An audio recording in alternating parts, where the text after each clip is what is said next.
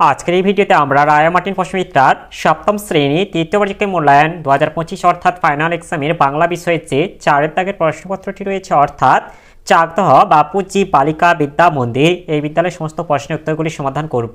প্রশ্নপত্র সমাধান করার আগে বলে দেই, আমার পরবর্তী ভিডিওগুলি বানাতে অনুপ্রাণিত করার জন্য চ্যানেলটিকে অবশ্যই সাবস্ক্রাইব করে নেবে এবং এই ভিডিওটি যদি তোমাদের ভালো লেগে থাকে তাহলে ভিডিওটিকে অবশ্যই লাইক কমেন্ট ও শেয়ার করে দেবে। প্রথমে একে আছে সঠিক উত্তরটি বেছে নিয়ে লেখো। একের এক আছে টাউন ক্লাবের গোলকিপার ছিল, এটা হবে প্রশান্ত।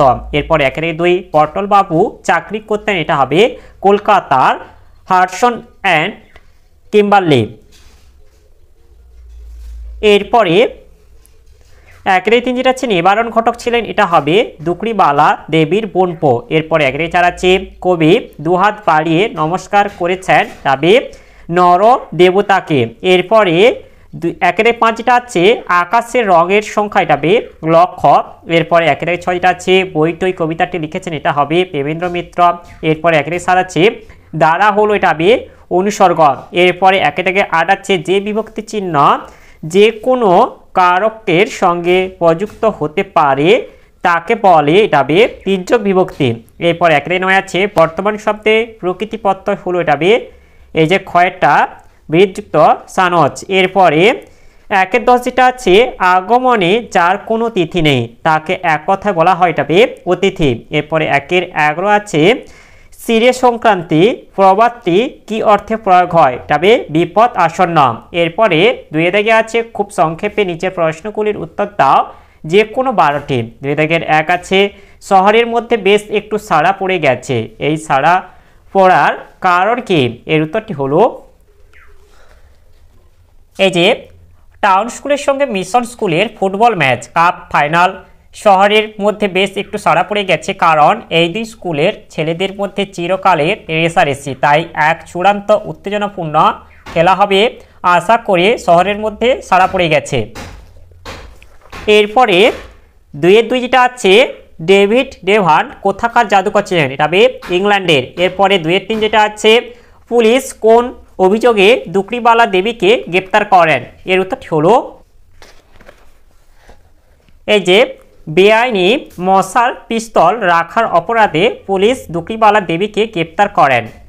এরপরে দুইয়ের চার যেটা আছে টই না থাকলে কি হতো, টই না থাকলে বই পড়া মিথ্যে হয়ে যেত। এরপরে দুইয়ের পাঁচ আছে এক দেহে হলো লীন, এক দেহে কারা লীন হয়েছে, এর উত্তরটি হলো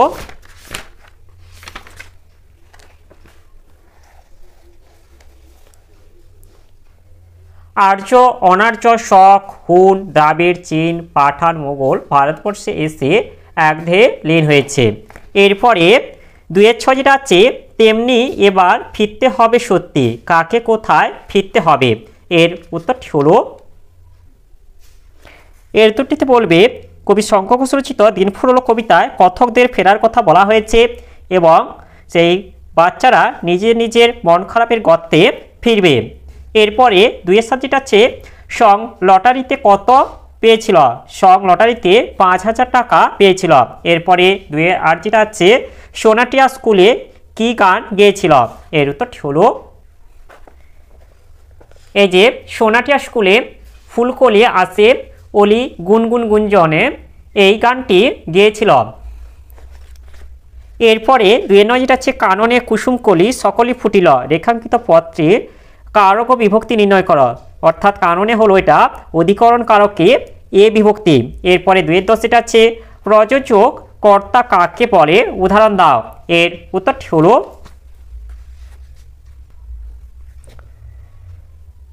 যে কর্তা নিজে কাজ না করে অন্যকে দিয়ে কাজটি করিয়ে নেয় তাকে প্রযোজক কর্তা বলে। উদাহরণ মা শিশুকে চাঁদ দেখাচ্ছে, এই বাক্যে মা যেহেতু শিশুকে দিয়ে কাজটি করাচ্ছেন তাই মা হলেন প্রযোজক কর্তা। এরপরে দুইয়ের 11 আছে সম্বন্ধপদকে কারক বলা হয় না কেন, এর উত্তরটি হলো আমরা জানি বাক্যে যে পদের সঙ্গে ক্রিয়াপদের সম্পর্ক আছে সেটি কারক, সেই অর্থে সম্বন্ধপদ কারক নয়, কারণ এই সম্বন্ধপদের সঙ্গে ক্রিয়াপদের কোনো সম্পর্ক থাকে না। যেমন খাঁচার পাখি উড়ে গেল, এখানে খাঁচার পদের সঙ্গে উড়ে গেল এই ক্রিয়াপদের কোনো সম্পর্ক নেই, তাই এটি সম্বন্ধপদ।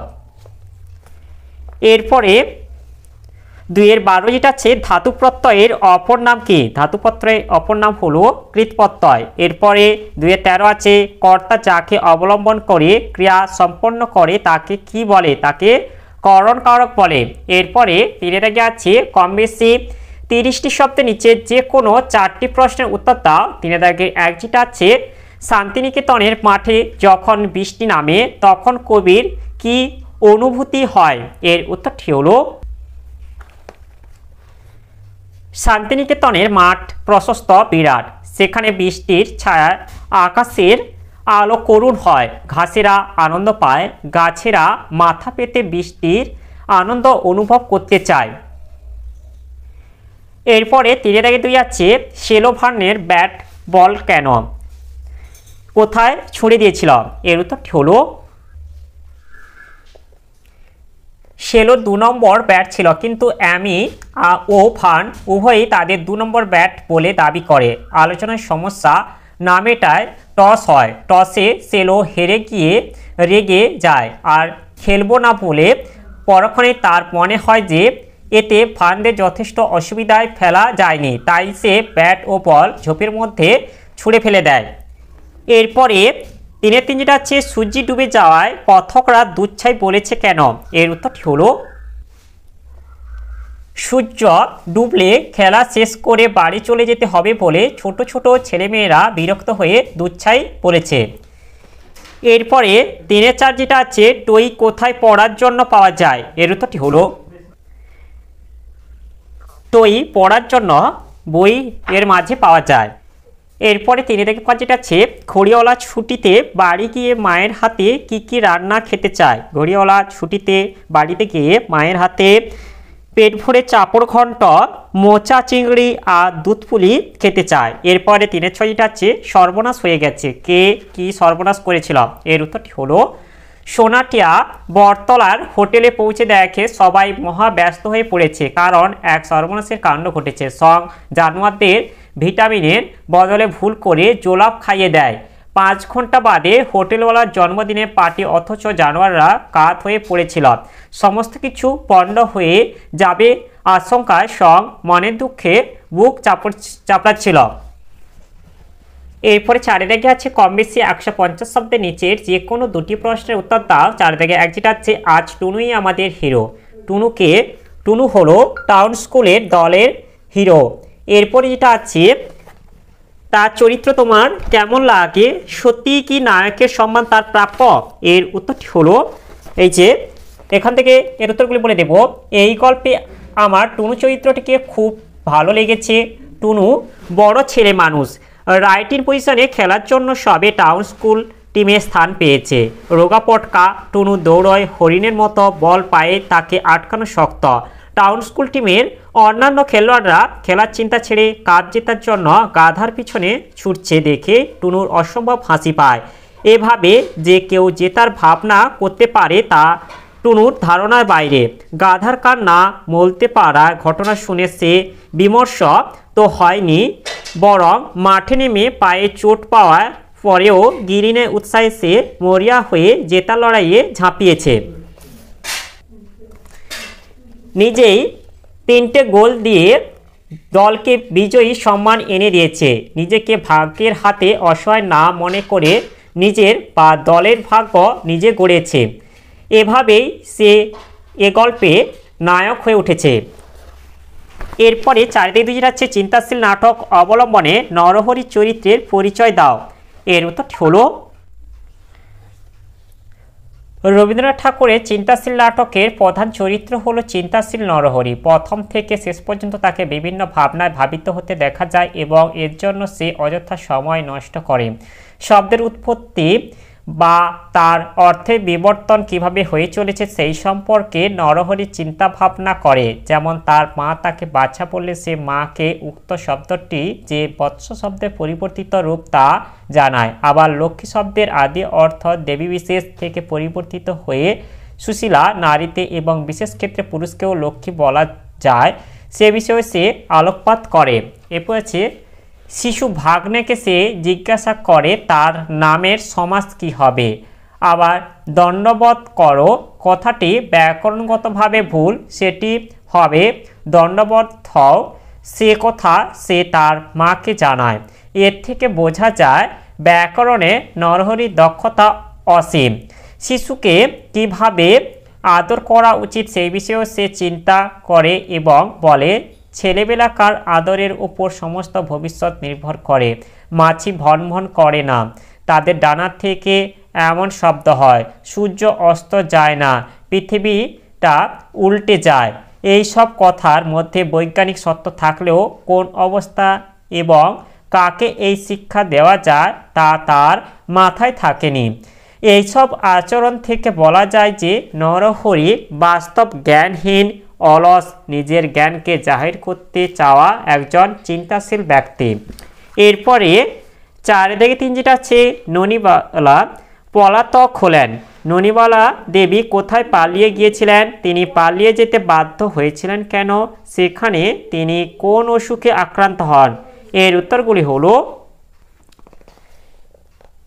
চন্দননগরে বিভিন্ন বাড়িতে যখন ইংরেজের পুলিশ আচমকা তল্লাশি করতে শুরু করে তখন চন্দননগরে লুকিয়ে থাকাটা ননিবালা দেবী নিরাপদ বলে মনে করেন না, তাই বাধ্য হয়ে তিনি চন্দননগর থেকে পালিয়ে যান।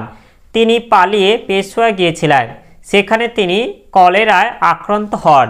এরপরে 4-4 যেটা আছে, প্রাচীন পথ ধরে কজন প্রসিদ্ধ বাঙালি অতীতে তিব্বতে গিয়েছিলেন? এটা হবে 3 জন বাঙালি। এরপর আছে তাদের নাম উল্লেখ করো এবং যে কোনো একজন বাঙালি সম্পর্কে 2-4 কথা লেখো।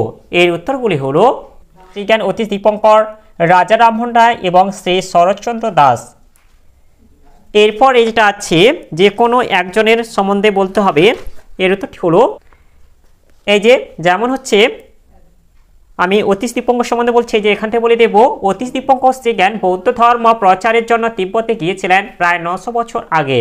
তিনি প্রায় 13 বছর সেখানে ছিলেন। তিনি ছিলেন ঢাকা বিক্রমপুর এর সন্তান। বিক্রমশিলা মহাবিহারের অধ্যক্ষ ছিলেন। লাসার কাছেই তার মৃত্যু হয়। গৌতম বুদ্ধের পরে তিব্বতবাসীরা তার মূর্তিকে আজও বোধিসত্ত্ব নামে পূজা করে। এরপরে 5 গেছে, কম বেশি 150 শব্দের নিচে যে কোনো একটি প্রশ্নের উত্তর দাও। 5 1 যেটা আছে, দিন ফুরলেও মাঠ ছাড়ে না। আচ্ছা, বক্তাকে কাদের উদ্দেশ্যে একথা বলা হয়েছে? কেন একথা বলা হয়েছে? এর উত্তরগুলি হলো আলোচ্য উক্তিটির বক্তা ছোট্ট শিশুদের বাবা। কথকদের অর্থাৎ ছোট শিশুদের উদ্দেশ্যে একথা বলা হয়েছে।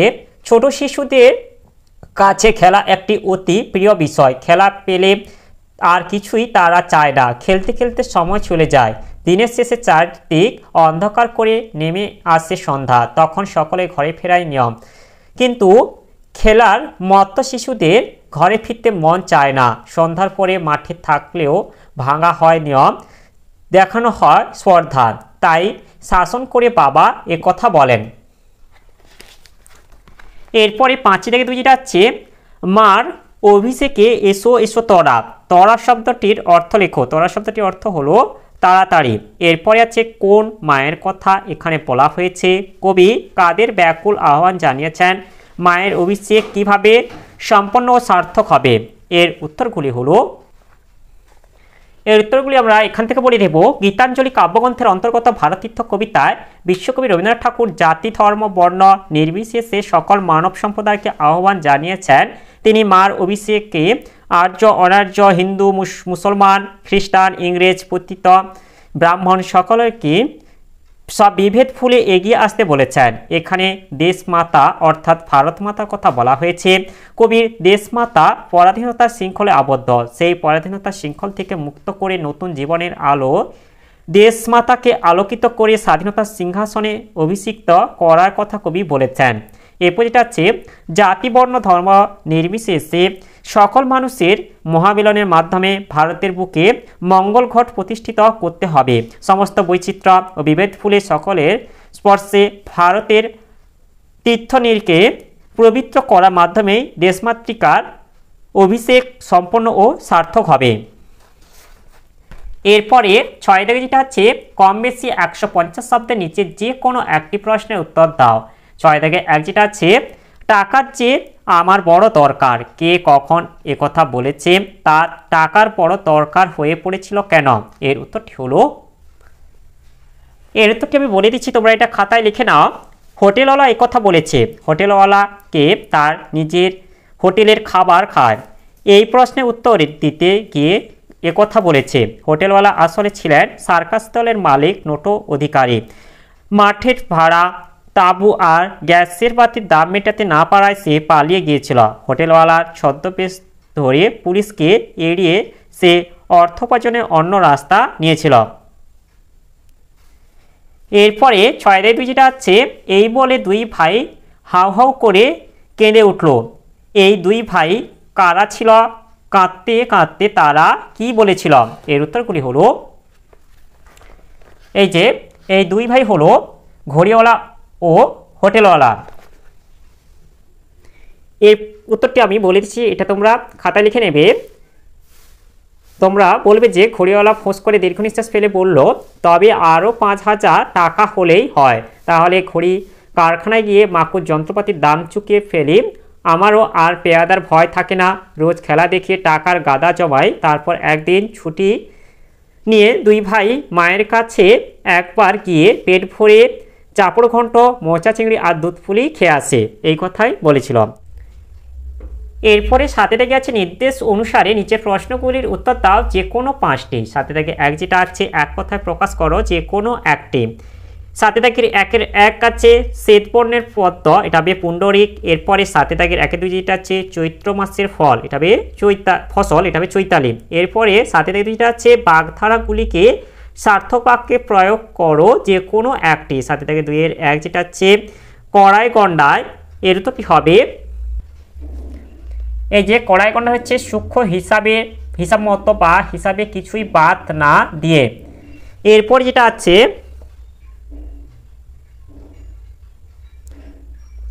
আর এটাকে হচ্ছে বাক্য করলে হবে, সুদখোর মহাজন নিপেন বাবু অত্যন্ত নিষ্ঠুর প্রকৃতির লোক, দরিদ্র প্রজাতির কাছ থেকে সে সমস্ত টাকা পয়সা কড়াই গন্ডায় বুঝে নেয়।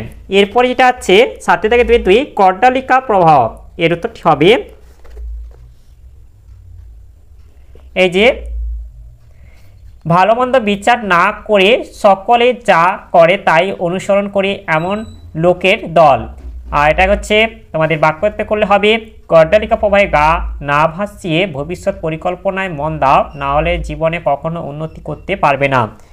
এরপরে তোমার 7-এর 3 যেটা আছে নিম্নরেখ পদগুলির কারক বিভক্তি নির্ণয় করো যে কোনো একটি। 7-এর 3-এর 1 যেটা আছে বুলবুলিতে ধান খেয়েছে, এখানে বুলবুলিতে হলো কর্তৃকারকের তে বিভক্তি। এরপরে 7-এর 3-এর 2 যেটা আছে ব্যাকরণে তার ধারে কাছে কেউ নেই, এখানে ব্যাকরণ এটা হচ্ছে অধিকরণ কারকে এ বিভক্তি। এরপরে 7-এর দাগে 4 যেটা আছে প্রকৃতিপত্র নির্ণয় করো যে কোনো একটি। 7-এর দাগে 4-এর 1 যেটা আছে মানবীয়, এটা হবে মানবযুক্ত স্নেহ। আর হচ্ছে 7 দাগে 4-এর 2 যেটা আছে গমন, এটা হবে গমযুক্ত অনিগমন। এরপরে 7 দাগে 5 যেটা আছে প্রদত্ত বাক্যটিতে কোনটি মুখ্য কর্ম ও কোনটি গৌণ কর্ম তা নির্ণয় করো। এখানে আমি তোমাকে একটি বই দেব, এখানে হচ্ছে তোমাকে হচ্ছে এটা গৌণকর্ম এবং বইটা হচ্ছে মুখ্য কর্ম। এরপরে 7-এর 6 যেটা আছে বানান শুদ্ধ করে লেখো যে কোনো একটি। 7 দাগে 6-এর 1 যেটা আছে শশীভূষণ, এটা তালবেশ হস্যইকার হবে। আর এরপর 7 দাগে 6-এর 2 যেটা আছে আকাঙ্ক্ষা আ কয়াকার ওয় কয় আকার। এরপরে 8-এর দাগে যেটা আছে নিচের যে কোনো একটি বিষয় অবলম্বনে প্রবন্ধ রচনা করো। 8-এর দাগে 1 যেটা আছে পরিবেশ রক্ষা ছাত্রছাত্রীদের ভূমিকা। 8-এর 2 যেটা আছে তোমার জীবনের একটি স্মরণীয় ঘটনা। 8-এর দাগে 3 যেটা আছে তোমার গ্রাম। এরপরে 9 দাগে আছে নিচে যে কোনো একটি বিষয় অবলম্বনে পত্র রচনা করো। 9 দাগে 1 যেটা আছে বিদ্যালয়ে বৃক্ষরোপণ উৎসব করার আবেদন জানিয়ে প্রধান শিক্ষিকার কাছে একটি চিঠি লেখো। আর 9 দাগে যেটা আছে অসুস্থতার কারণে বিদ্যালয়ে অনুপস্থিত ছিলে, ছুটি মঞ্জুরের আবেদন জানিয়ে প্রধান শিক্ষিকার কাছে একটি চিঠি লেখো। এগুলি তোমাদের মূল যে সহায়িকা বই অর্থাৎ রায় মার্টিনের সহায়িকা বইতে তোমরা পেয়ে যাবে এই যে পেজ নম্বর দেওয়া যেটা আছে পার্শ্ববর্তী অংশগুলোতে যে 309 কিংবা 305 কিংবা 297 এই পৃষ্ঠাগুলোতে দেখবে তোমরা পেয়ে যাবে। আর ভিডিওটি বড় হয়ে যাবে বলে তাই এগুলি হচ্ছে আর দেখাচ্ছি না, যদি না পাও অবশ্যই কমেন্ট করো, আমি তোমাদের এগুলি কমিউনিটিতে পোস্ট করে দেবো। তাহলে আজকে ভিডিওতে আমরা সপ্তম শ্রেণী বাংলা বিষয়ে যে 4 নম্বর স্কুলটি ছিল তা আজ সমাধান করলাম। আর ভিডিওটি শেষ করার আগে বলে দিই, তোমরা যারা এখনো পর্যন্ত আমার চ্যানেলটিকে সাবস্ক্রাইব করোনি অবশ্যই চ্যানেলটিকে সাবস্ক্রাইব করে নেবে এবং বেল আইকনটি অল করে দেবে পরবর্তী ভিডিওগুলির নোটিফিকেশন তাড়াতাড়ি পাওয়ার জন্য।